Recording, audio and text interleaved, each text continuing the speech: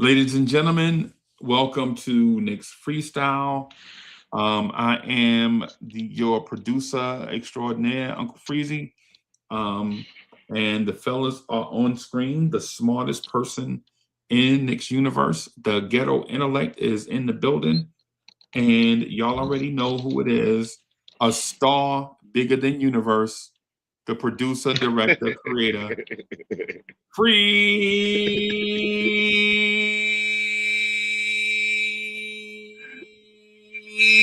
What up? What up? What up? What up?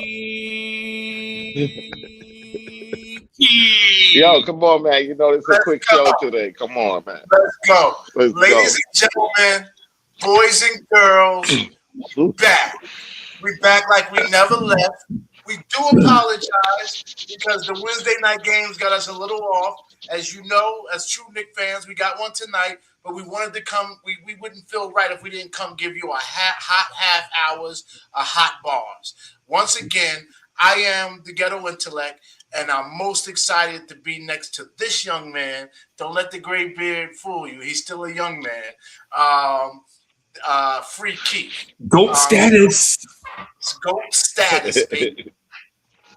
So I What it definitely do, want folks? to get him, get an introduction from that gentleman, and then we're gonna go into some hot topics, and we're gonna get y'all out of here before halftime of the game. Free Keith, Hey, GI, what's goody? What's goody, brother? Yeah, it's been too long. It's been too long. And we were like, you know what? Yeah, it's a game today, but like we couldn't go another week. It's too much to talk about.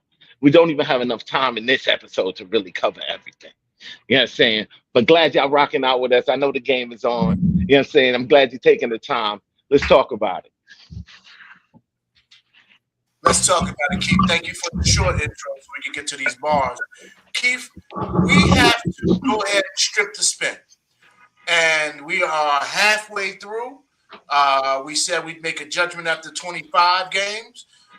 We weren't very happy, so we argued behind the scenes. But I think now we're at the 45, almost 50 game mark, and it's time for us to really have an assessment. So let's strip the spin. Let's get rid of all the BS. Free Keith, I'm going to throw you this ball, but I want to ask you, and then I'll follow up. What has actually worked for this organization, for the way this team has been assembled, for how they take the court? And then I'm going to ask you, after you give the positive, what hasn't worked. Ball's in your court, homie, literally. I think I think what has been working, right? Because I definitely think that there is a difference now beyond game 40 than we were at game 25. And that difference, I feel like there's a little bit more gelling. People are knowing their position a little bit more. Um, Cat seems to be a little bit more willing and energetic. Still got the BS fouls, but the idea, I see where they're going. But like I think that they are good enough to beat right now, like talent wise, they're good enough to beat anyone on the field. But there's a combination of like of of skill and will, and I always talk about this. And I feel like against the top teams that we really need to beat, that we need to show ourselves against, I think we lose the battle of the will. And I think that we need to strengthen up there. It's not a talent issue. It's not a talent issue. It's a meet the moment issue. Yeah, if you feel me, if you understand what I'm saying. I feel like these last two games that we lost to the Pistons and to the Pacers. Yeah, I know people want to nitpick. Oh, this player wasn't playing, that player wasn't playing, but like we didn't even meet the energy that those teams met us with. They wanted to beat us way more than we wanted to win. Like those two teams in particular look at us as rivals, and I don't know if the team is looking at them the same. Like they played us like they had those games circled. Pacers won 13 games. What is it? 13 games this year. They had that game circled. Pistons come out. Pistons come out playing us like it's a playoff game off rip. Beat us by 30 plus 2 games in a row. You know what I'm saying? Like that's for us to go all the way, which is what I'm looking for. I'm not looking for a trip to the Eastern Conference Finals, a trip to the finals, and no, if we're going to the finals, I'm expecting there's a team that can win, and at those levels, Will is going to be an extreme part of the equation, and I'm that's the part that I feel like I'm seeing it against most teams, but like I don't see us locking in on every team. It's especially the teams that we have that are in our cipher. But go ahead. Hey, Gi, if I may just interrupt just for a second. Please. Just want to point out that somebody on this panel with us, somebody that we adore and hold in high esteem, someone that we would build a statue to, we just don't have enough material to build a statue big enough, also mentioned to us that they weren't concerned about the regular season, but was wanting to get to the playoffs healthy. I think that's what we heard, right? And I'm not saying that there's double talk at play. I'm saying I think there may be an emotion at play. Like there may be some, maybe we do want to just get to the playoffs healthy because we feel like we could beat anybody. At the same time, the fact that you have to throttle it down a little bit in order to just get to the playoffs healthy might be not pleasing to the eye. When you say throttle it down,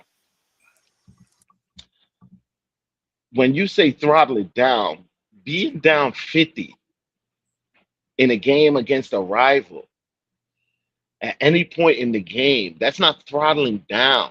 That's getting beat down. Right.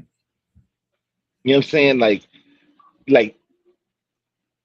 I don't know, maybe I come from a different angle on sportsmanship and what a championship team looks like before they get the championship.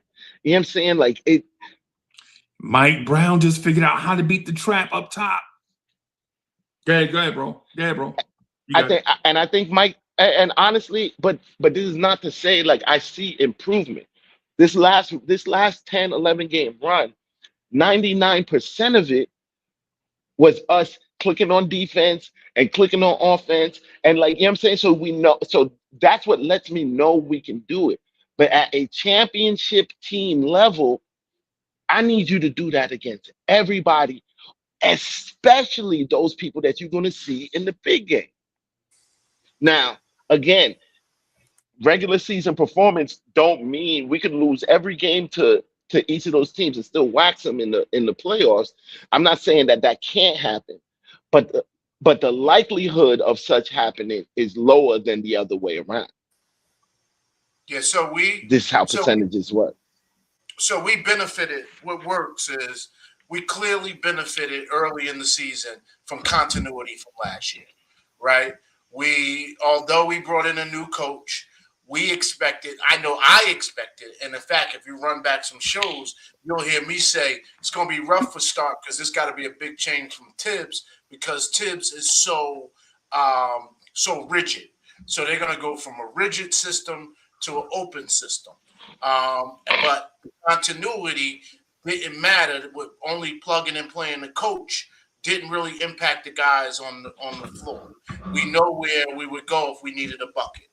What else has worked is Mike Brown's commitment to getting Jalen Brunson off the ball, letting Michael start more with the ball, letting Brunson do more. And what we talked about last year, I know I specifically talked about it, getting that Steph Curry movement with Brunson off the ball. So when he catches it, he's already moving towards the hole. And now, he don't have these big guys with long arms sitting in front of him. He's got to try. matriculate and mix a flick and do all of that. His motion is natural, so it should be more fluid scoring. So those things really worked. What else really worked is I would be a fool to not give this man his props. It's absolutely worked to date that we lowered the minutes from the starters. We still got a similar record at this point of the season. And we've got young guys like I am calling him Cool Moti, Muhammad Diwara. I don't know how to pronounce his name. Forgive me, but that guy is a player. His length, his young fluid, understanding that I've got to do it on his defensive end. To see him get the defensive player of the game and the hard hat and the Timbs, I was so excited because Siakam went crazy. That's why I think he was it. But we lost to them. I forget. We only give that out. Yeah, we lost. We lost to them. Yeah, we got spanked. Yeah. Hey, just real quick, and I know y'all watching the game, right? But Mike Brown has made an adjustment up top against teams that want to trap us with big wings up top, and it's like the Knicks have a layup line going to the rim. Bridges and Cat both have multiple layups right now. What's the score? It's like a whole. Yeah. What was that? 14-4. Cat did just twist his ankle though, so we got to see what that's about. But he definitely twisted. Well, they don't have Embiid. No, Cat's still out. Cat's still out there. He's still out there. Okay. So that's what works. That's the quick high what worked. And between what you pushed out, what I pushed out, what's not working is, and I'm going to say basically the same thing Keith said, but I'm going to say it a tad bit differently. What has not worked is the mindset that just get him to the playoff. And so we go out some nights and we simply want to win with talent. Last night, we did not mind exchanging buckets with Indiana because I think in our mindset, we were going to flip a switch in the third quarter, flip a switch in the fourth quarter, but we're not crazy. We have seen sorry teams come into the Garden or host us and get hot. And what Keith is saying is we're not checking any boxes on any games. We seem to get up for Boston, but that aside, we're not checking any boxes in any game. We go in with talent, trying to push our will or push our talent, and that we know talent doesn't win in the championship, doesn't win your championship. We've seen amazing rosters go out in the first round, and we're saying how? Heck, this Detroit Pistons team that's kicking our butt, we took out in the first round. There has to be a will. And I apologize for repeating your term because I said I wouldn't. There has to be, let me not say will, there has to be an asserted effort to know that we're not just going to get by with talent night in and night out, because this is the most athletic, the most talented league of all professional sports. Hey. Football guys, go ahead, Freeze. I'm sorry. So in these last and teams have made actual moves to actually counter us. I don't know why people are really not paying attention to the moves that were made, especially in the Eastern Conference. Well, I got two things that I wholeheartedly wanted you guys to answer in these last 6 minutes that we got. Right. One of them is y'all feelings on Leon Rose not acquiring Giannis before the trade deadline. That's one. And the one that's most important to us is y'all feelings about a topic that's happening to the Knicks right now, and will that unresolved topic wind up being an Achilles heel for the Knicks in the second half of the season? So I'll start with the second question first.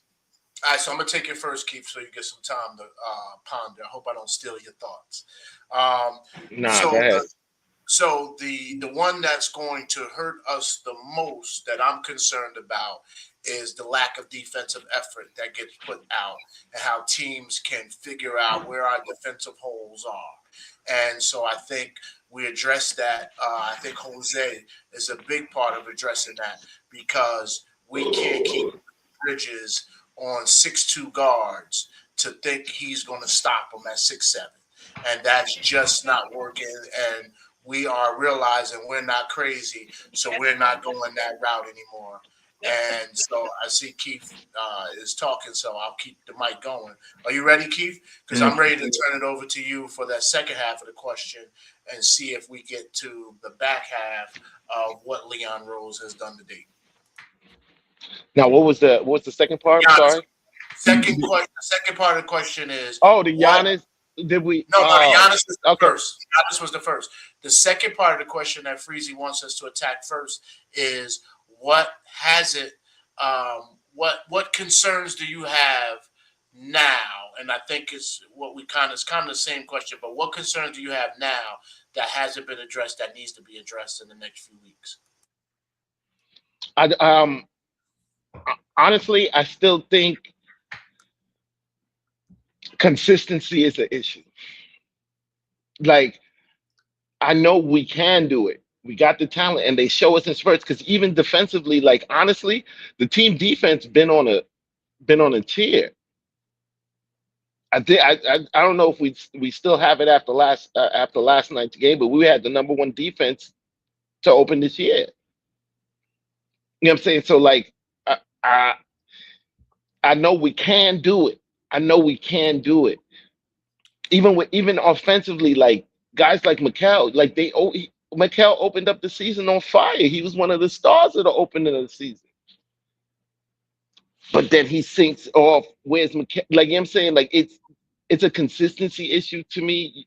Even with OG, you can't count on night in, night out getting the performance that you got that was stellar the last game. I got one I want to add. So consistency to me is one of the major issues that I'm looking at.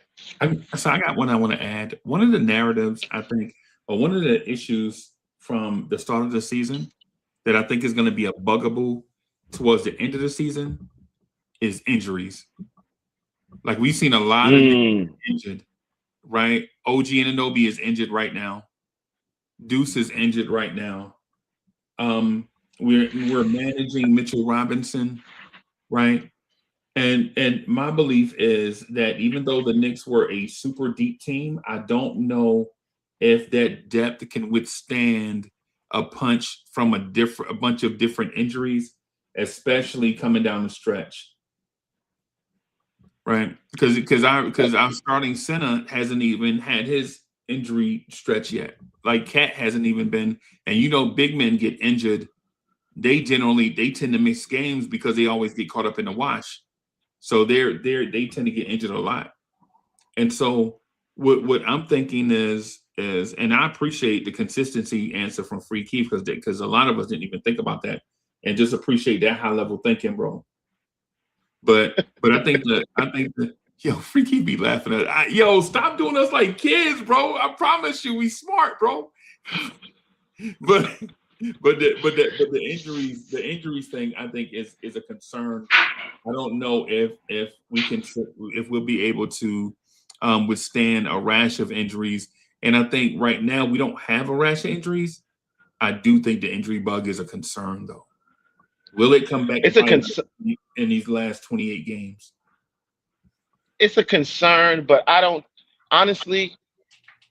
It's not a very high concern in my book. I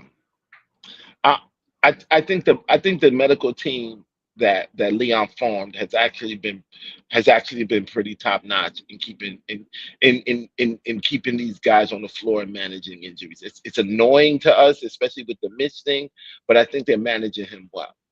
And you know what I'm saying? And it's those little things like I'm not as fearful as the injuries, and I think that they are part of the reason why we haven't seen as many up until this point. Okay. Y'all, just real quick, in this last 15 seconds, I'm gonna ask Gi. Gi, do you regret Leon Rose not pulling the trigger on Giannis? So I believe that the fact that Giannis didn't get moved at the deadline means that he is 90% that move will be a Knick. And I don't know if we win a championship, what that looks like, but I think he's our insurance because all those teams, as he didn't get moved, they started to up their bids and up their bids. The Warriors, you saw the moves they made. So that lets you know the Warriors was ready to send Kuminga.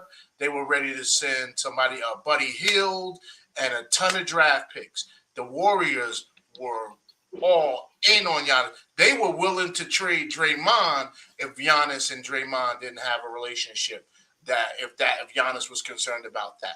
I think Giannis sat back and said, I'm going to New York or I'm going nowhere. Now, I feel bad for the Bucks because y'all know I spent a lot of time in Milwaukee, and they all ran up on me and was like, see, y'all not getting our guy. And I was like, man, this is sad.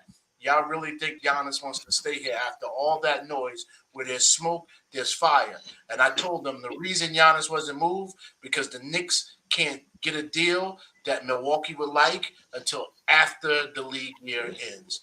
And that's what I got tonight, guys. Thank y'all for having me.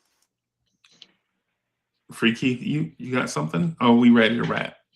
No, I 100% agree with what he just said, and honestly, with each half season, the price of the key goes down on Giannis, and we'll be in a better position to trade for him after the season. Just with the assets we'll be able to use in terms of like draft capital. But quietly, anything that happens that we're talking about happening postseason, I have to be honest, I have minimal interest in, as my concern 110% is a championship this year. If we didn't get him this year, to help this year's championship, offseason can handle it himself. Do I think that Leon Rose dropped the ball? I don't know the situation there. I don't know the situation there, how serious it was in the background. I think he did make an offer, and I think it was rebuffed, and that's probably the long and the short of that episode. Um, I'm glad that he didn't do a mellow type thing and try to gut the team just to get Giannis. If we couldn't make a reasonable deal to get Giannis, and when I say reasonable, our team should be at the end when the dust clears. The team should be better than it was before the trade, with all whatever assets are left. And if we're not, if that wouldn't put us in that position, I was good on the trade. So that's what I'm saying. So that's neither here nor there. I don't blame Leon for Giannis not being here, but we passed the trade deadline now. We're working with what we got. They looking like they turning up. And maybe guys' asses is not as tight now that we passed the trade deadline, so they feel safe. So dudes was able to actually start playing ball. So they butt won't whistle when he poop, basically. Yeah, you know what I'm saying? Cat's trying to play mad mediocre. Remember Frank? Frank would always have some mystery injury around the trade deadline. Yeah, tear his Achilles and be back in 4 days. Yeah. And nobody was trading for Frank. Frank wasn't going no damn way. So I guess my thing on Giannis, just real quick, so we can get out of here is why would I trade for Giannis when I have Mo Diawara? Right? Why would I trade for Giannis when I have Mo Diawara? That's all I have to say about that. Free Keith, you got something before we get out of here? Mo Diawara, come on, man. I like Mo. I actually think that he's one of the bright him and lightweight Shamit. I think Shamit is flourishing in this system, but the Mo Diawara is a nice surprise at a 51st pick for him to be actually performing on a playoff team. He's and not just a playoff team that legit got championship intentions, and he really getting quality minutes, and he's doing what he's doing with it, man. That kid got a bright future. Not to say that we wouldn't trade for Giannis because we got Mo. I can't cap I can't jack that.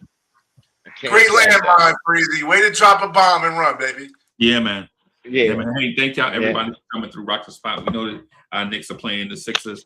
Knicks Freestyle in the Let's house. go. We expect more and better each time we come in. We're still looking for material to build Free Keith, the greatest statue ever. We just can't find enough material on Earth. Thank y'all, everybody, for coming through, man. Peace, everybody. Peace.